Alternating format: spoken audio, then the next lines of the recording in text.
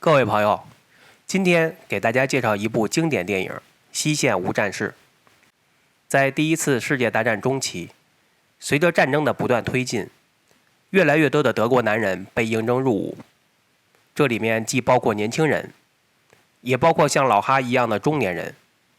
这位中年邮差在送完今天的信以后，也要以预备军官的身份进入军营了。而此时的德国民众普遍相信战争会尽快结束，并且德国会取得最终胜利。看来德国的宣传机构也是在报喜不报忧了。如果德军真的节节胜利，为什么还要动员那么多人参军呢？在小镇的一所男子学校里，教授老坎也在鼓动学生们参军。他不断地赞美这些17、18岁的学生，让学生们为了自我实现，为了家族荣耀，甚至为了获得美女的爱慕而参军。对于战争的残酷性和危险性，他则只字未提。老坎的洗脑大法虽然漏洞百出，但是对于这些没有什么社会经验的学生来说，完全够用了。经过老坎的一番煽动，学生们仿佛找到了人生的方向，纷纷报名参军。穆勒、保罗、艾伯特、坎莫瑞，就连犹豫不决的班恩也被同学们说动了。最后的结果是，整个班的学生纷纷把书本撕掉，集体报名参军去了。空荡荡的教室似乎预示着这些学生再也回不到过去了。这群学生被分到了新兵训练营，刚到训练营的他们非常兴奋，并且遇到了老熟人前邮差老哈。此时老哈已经是这群新兵的教官了。对于学生们嬉皮笑脸的行为，老哈自然是一顿训斥，并且多次重申了纪律、使命等等。说白了就是要练死他们。貌似美国电影里的新兵教官形象都不是太好。在接下来的训练中，老哈处处为难他们，真心让这些新兵感觉到了什么叫生不如死。在训练结束即将奔赴前线的那个晚上，保罗和几个小伙伴狠狠地教训了一下老哈，算是出了一口恶气。这群新兵刚到前线就遇到了敌军的炮击，也让他们第一次见识了死亡。前线运伤员都是用火车，可见伤亡之惨烈。同时他们在连队中也结识了几位老兵，维斯塔斯、迪特灵、贾登、凯特。不过大家还没有混熟，就匆匆忙忙接到任务去架设铁丝网。别看这帮小伙子在上前线之前神勇无比，真到前线听到了炮声，有的直接吓尿了。老兵凯特急忙传授战场经验，并帮助他们稳定情绪。到了任务地点，他们一边要架设铁丝网，一边还要防备敌人的炮击。结果班恩的眼睛被炸瞎了，虽然战友把他救了回来，但他还是死了。而回到基地的战友也只能在掩体内待着，外面隆隆的炮声搞得他们难以入睡，有些人甚至精神崩溃了。最终坎莫瑞在实在忍受不了的情况下冲出了隐蔽所，结果被炮弹炸伤，只能被送往战地医院。敌军的炮击终于停止了，这也表示敌军的步兵将要马上冲锋。这群新兵马上进入战壕，严阵以待。大家都非常紧张，毕竟谁也不知道对方是什么阵势，这一仗打下来会是什么样的结局。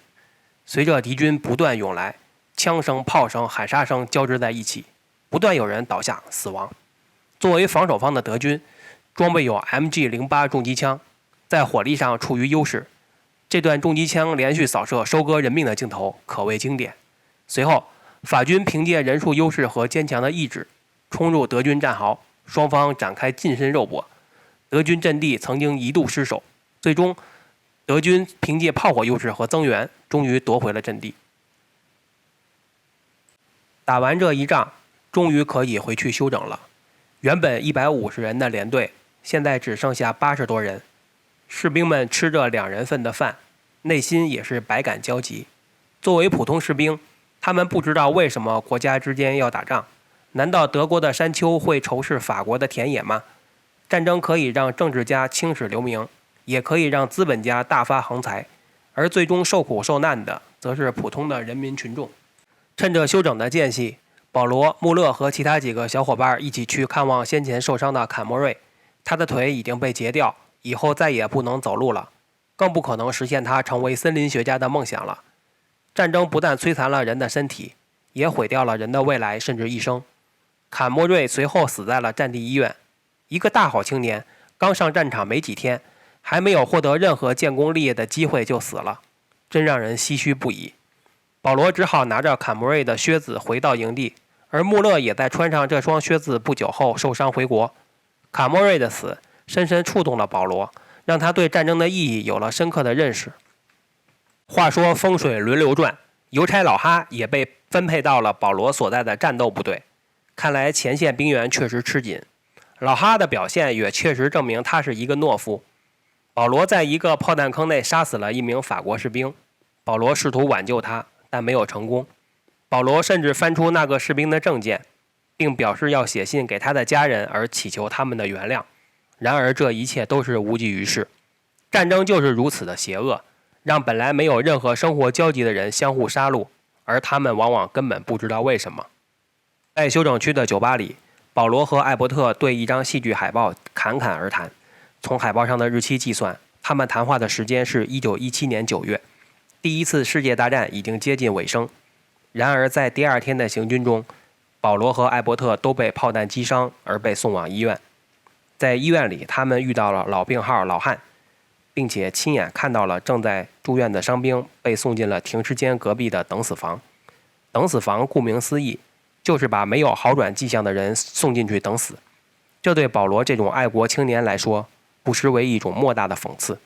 随着伤口的恶化，保罗在第二天也被送进了等死房。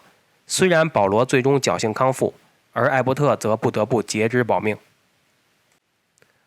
保罗从医院康复后短暂回家，却不得不面对母亲生病的事实，而父亲却把他拉进酒馆，和几个老朋友胡吹起来。保罗听到他们对当下战争的认识和理解，与自己在前线的切身感受大相径庭。看来后方的宣传都是经过美化润色的，他们甚至还拿出地图来胡乱推演一番。这种无视事实情况和战争规律的行为令保罗十分反感，他只好步行回家。在经过自己曾经就读的男子学校时，他听到教授老坎在课堂上还在鼓动学生参军。看着这些跃跃欲试的男孩，保罗仿佛看到了曾经的自己。作为一个经历过实战的老兵，保罗此时不能眼睁睁地看着这些男孩去送死。保罗抨击了教授的言论，告诉他自己也曾经认为为国捐躯是一件美丽而甜美的事。直到第一次被敌军炮火袭击，他才认识到为国捐躯是一件既肮脏又痛苦的事。当为国捐躯的时刻来临时，他宁愿选择活下去。保罗的这番话确实是一位老兵的真情实感，然而这种理性的言论根本无法说服头脑发热的人们。我感觉这一刻批判和驳斥当今的键盘侠有异曲同工之妙。保罗提前结束休假归队，当他回到自己的连队时，几乎看不到熟人了，取而代之的是一些未成年的士兵。幸好贾登还在，从他的口述中，保罗得知维斯塔斯死了，迪特灵失踪了，而凯特还活着。保罗出去找到凯特，两人边走边聊，不料遭到一架敌方飞机攻击。当保罗把受伤的凯特送到战地医院时，凯特已经死了。军医在确定凯特已经死亡的情况下，还可以淡定地玩牌，看来他们已经见识了太多的死亡，已经变得麻木了。而此时的保罗又何尝不是如此呢？凯特死后，保罗万念俱灰，想起和自己一同入伍的同学，不是死了就是受伤。他已经成为连队里为数不多的老兵了。终于有一天，内心极度伤感的保罗在战壕里执勤时，被法国狙击手打死。至此，本篇完。这是一部1930年出品的美国电影，以德军的视角对战争进行了批判和讽刺，是一部标准的反战电影。该片情节细腻，道具考究，并且其主流观点放在今天看仍然不过时。各位朋友如果有兴趣，可以搜索原片观看。